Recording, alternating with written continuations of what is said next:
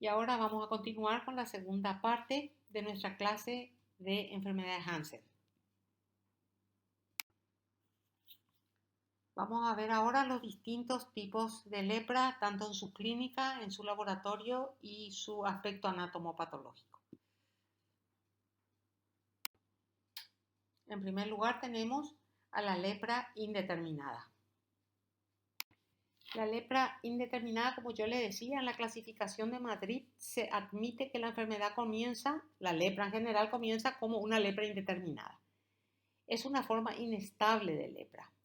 Puede ser muy fugaz, pasando inadvertida, me puedo no dar cuenta, o virar a otros tipos de lepra. Virar quiere decir convertirse en otro tipo de lepra, eso es virar. Puede tener mayor duración, manteniéndose como tal durante mucho tiempo y puede curar espontáneamente o con tratamiento. Es interesante que hagamos el diagnóstico porque un tratamiento dura tan solo 6 meses y hay curación total sin secuelas. ¿Cómo se presenta macroscópicamente? Acá tenemos en el brazo una mancha, mácula, poco delimitada, donde no hay sensibilidad. Yo veo una mancha de este tipo, entonces tengo que hacerle una prueba de sensibilidad al paciente. Muy importante eso. No decir esto es un hongo y tratar como un hongo. Craso error. Entonces, pensar siempre en la lepra. Entonces, son máculas poco delimitadas, hipoanestésicas y alopésicas. No hay pelo en esa zona. Donde se ven estas lesiones en cara, extremidades, región glútea, y están afectados los finos filetes nerviosos de la dermis. No hay afectación de troncos nerviosos, de las mucosas ni de los órganos internos en estos pacientes de lepra indeterminada. La vaciloscopía, cuando yo le haga a mi paciente, me va a ser negativa, pero le hago la prueba de la lepromina y la lepromina me va a ser positiva. ¿Qué vamos a encontrar en la histología? Fíjense, acá tenemos un corte de piel. Estamos viendo muchos vasos y no se ven nervios, no veo muy bien un filete nervioso. Y acá hay un denso infiltrado inflamatorio crónico, solamente un infiltrado inflamatorio crónico linfoplasmocitario en los paquetes vasculonerviosos, rodeando a las zonas vasculares sobre todo. Y si yo hago un SIL de esta lesión, un SIL como tenemos a la izquierda, vamos a encontrar algunos bacilos en células de Schwann. Muy pocos bacilos. Es todo lo que vamos a ver. Es como una lesión inflamatoria crónica inespecífica. El infiltrado inflamatorio crónico siempre es perianexial. Vasos sanguíneos, nervios. Acá, por ejemplo, nosotros tenemos un infiltrado inflamatorio crónico linfoide que está afectando un pequeño nervio cutáneo que está señalado con la flecha. Ya prácticamente el nervio está destruido. También hay vasos sanguíneos. Ahí a la derecha, arriba, hay vasos sanguíneos. A la derecha, en la imagen histológica de la derecha, con las flechas verdes, la de arriba muestra un vaso sanguíneo y la de abajo muestra un nervio. ¿Y que hay alrededor? Denso infiltrado inflamatorio linfocítico. Solamente eso, solo se ve. No vemos granuloma, no vemos nada más. ¿Cómo va a evolucionar esta lepra indeterminada? Se va a presentar como una infección subclínica. El 90% de los casos va a desaparecer, no va a haber enfermedad. El 10% de los casos sí se van a presentar bien como una lepra indeterminada. O sea, que yo puedo diagnosticar una lepra, veo lesiones. Entonces, el 70 al 78% de los casos se van a curar. Y otro porcentaje de casos puede evolucionar. Fíjense, a la lepra lepromatosa, a la lepra tuberculoide o a la lepra borderline. Acuérdense que dijimos que es una lepra inestable. Entonces puede evolucionar a los grupos polares o a los grupos borderline. Muy bien, vayamos ahora a la lepra tuberculoide. La lepra tuberculoide es un tipo polar y estable. ¿Cuál es otro tipo polar y estable? La lepromatosa. Tanto la tuberculoide como la lepromatosa son tipos polares y estables de la lepra.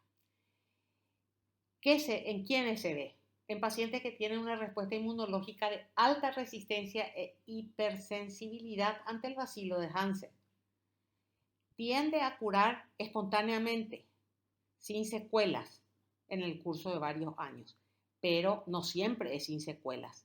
El mayor riesgo lo constituye la afectación de los troncos nerviosos que va dejando secuelas graves e irreversibles.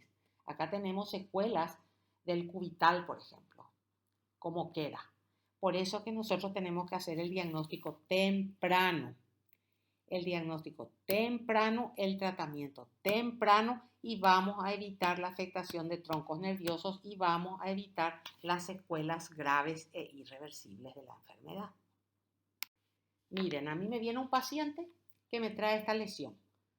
1 a 5 lesiones, no más de eso, manchas o placas escamosas del límite neto que en la periferia es más rosada, más oscura.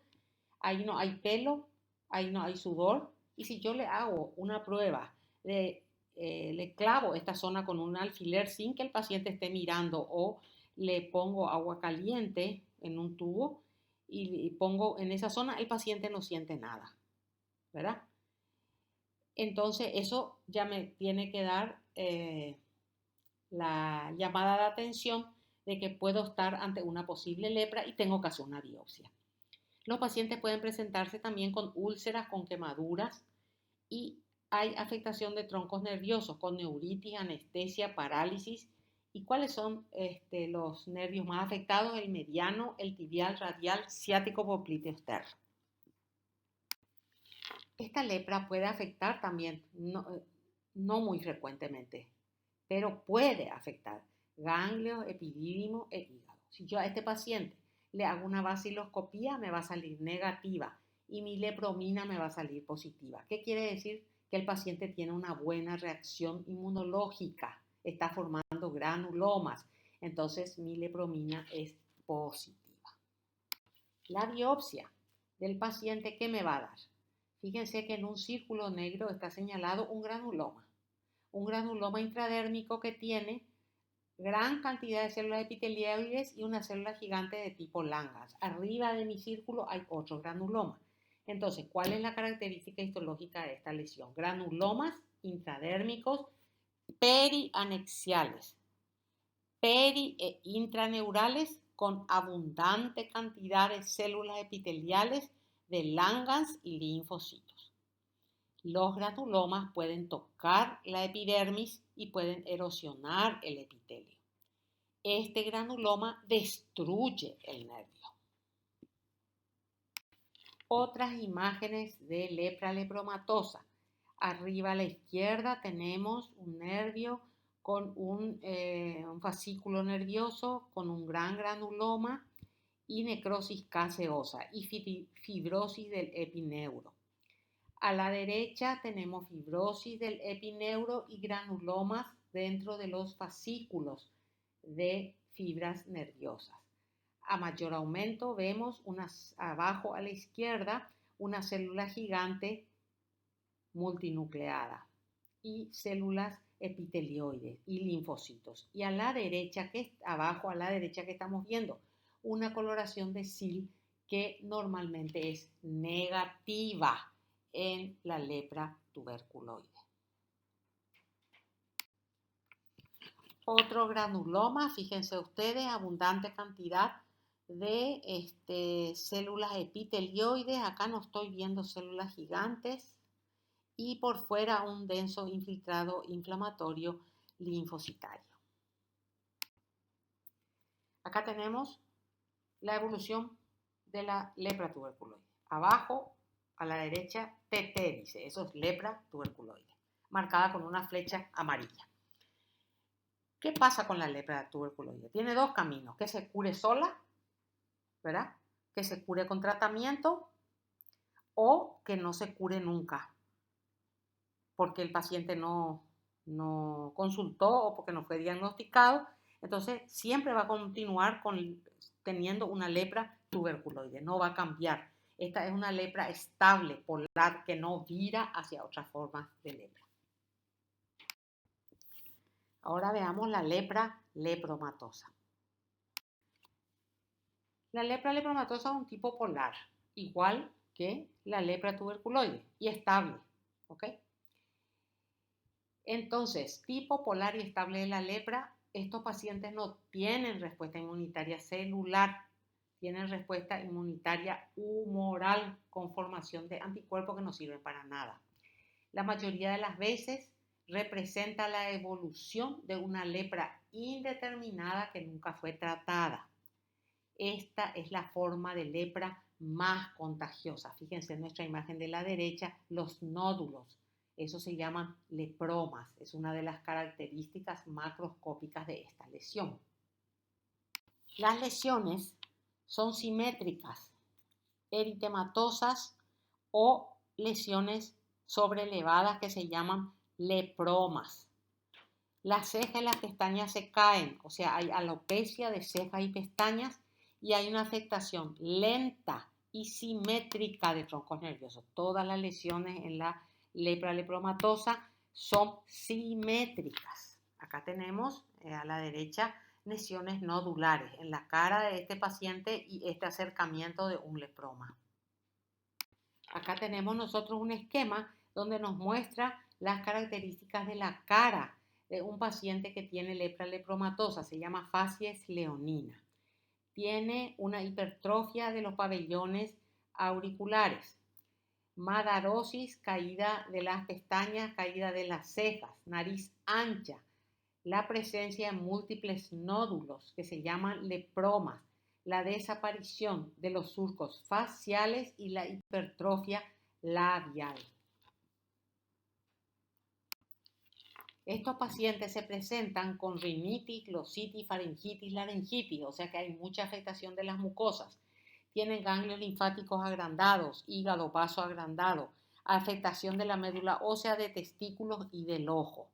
Acá, por ejemplo, tenemos en la córnea un nódulo, un leproma, en la imagen de arriba a la izquierda, señalada con la flecha amarilla. Eso es un leproma de la conjuntiva, mejor, no es de la córnea.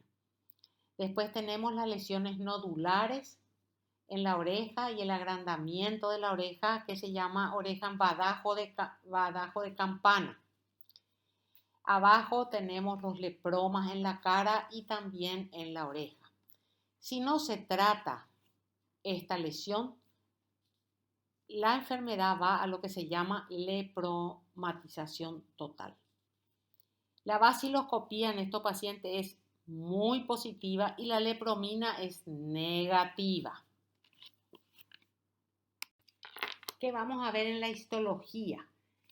Vamos a ver acúmulos que parecen granulomas, pero aunque en realidad no son granulomas. Fíjense ustedes en la imagen de la derecha, teñida con hematocilina y eosina y dentro del círculo blanco.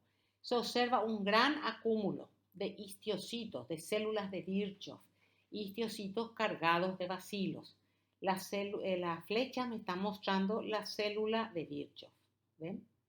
No hay granulomas, no hay células gigantes, no hay células epitelioides.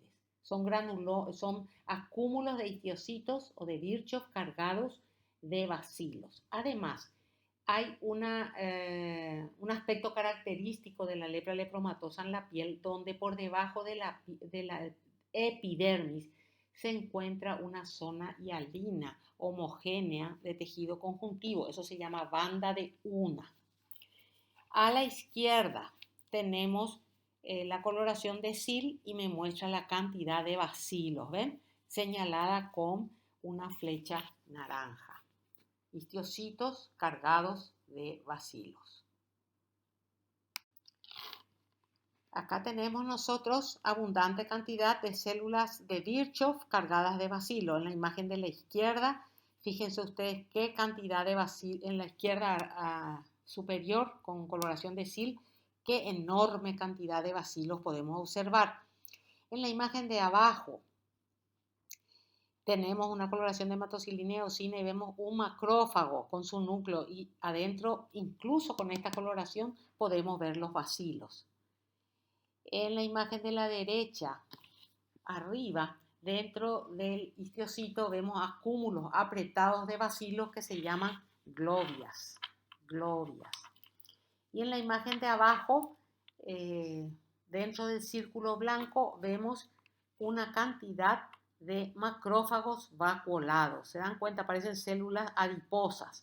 Son macrófagos vacuolados y que están llenos de bacilos.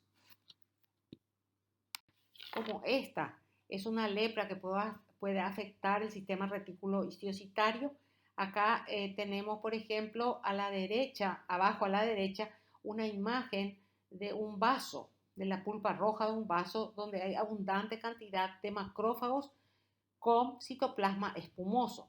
Y a la izquierda tenemos un nervio. ¿Ven? Un nervio. Y las flechas me están indicando acúmulos de células de Virchow. ¿Ven?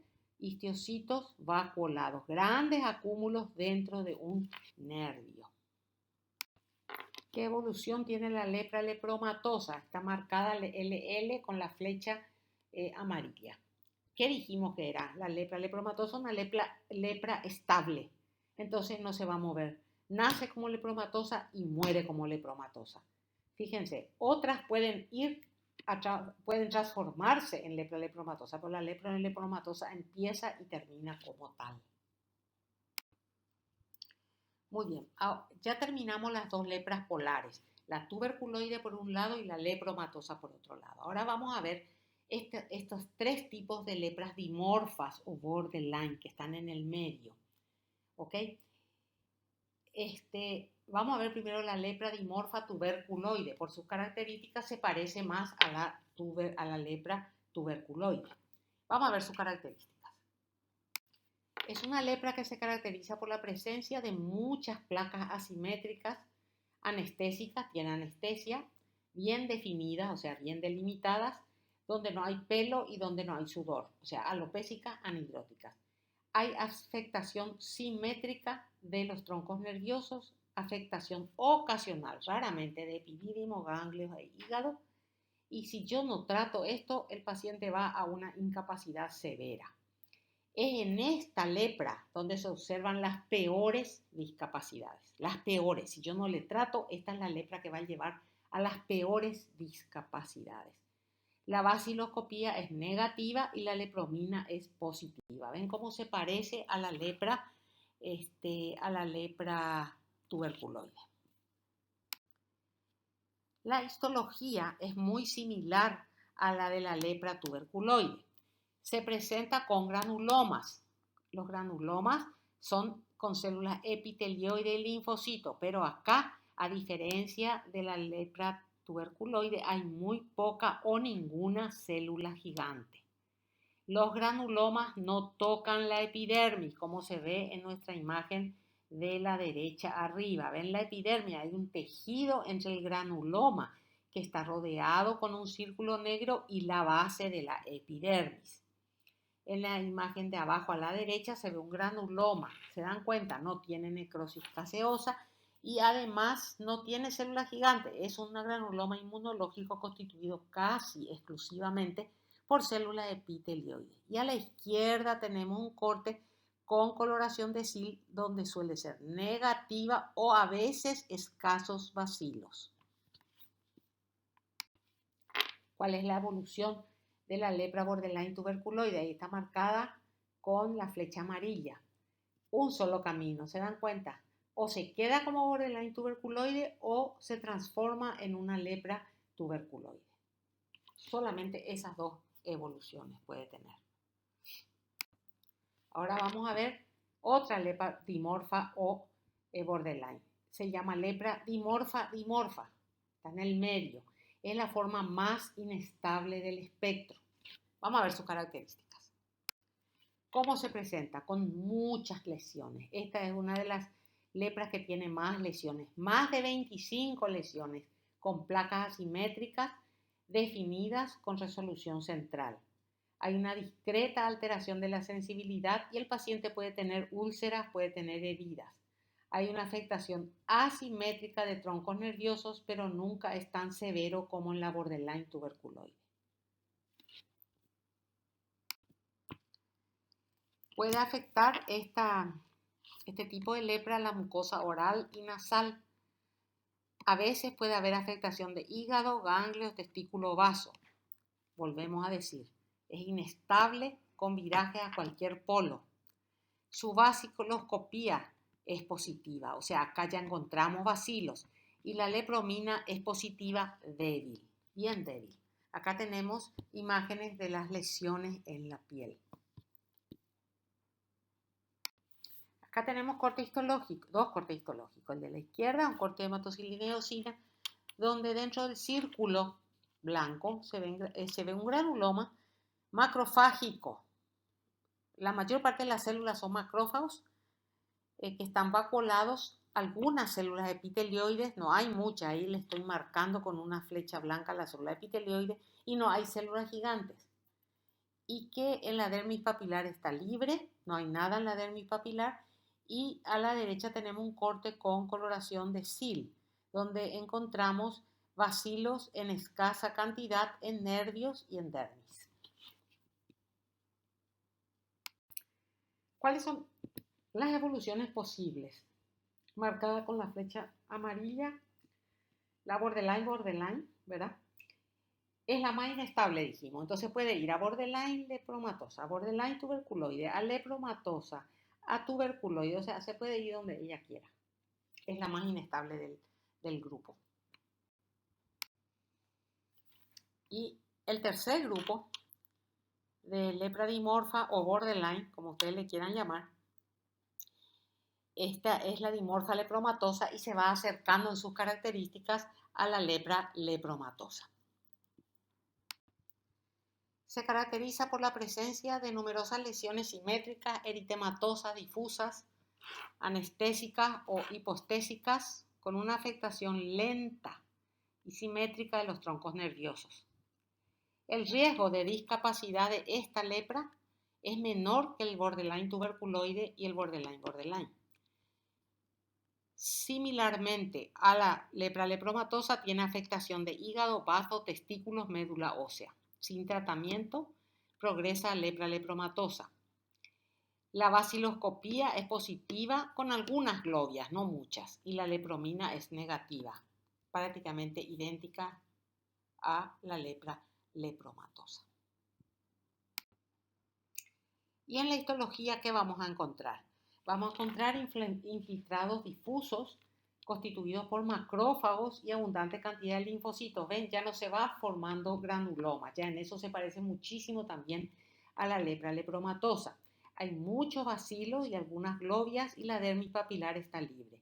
En la imagen de la izquierda nosotros vemos los acúmulos de células vacuoladas que son macrófagos.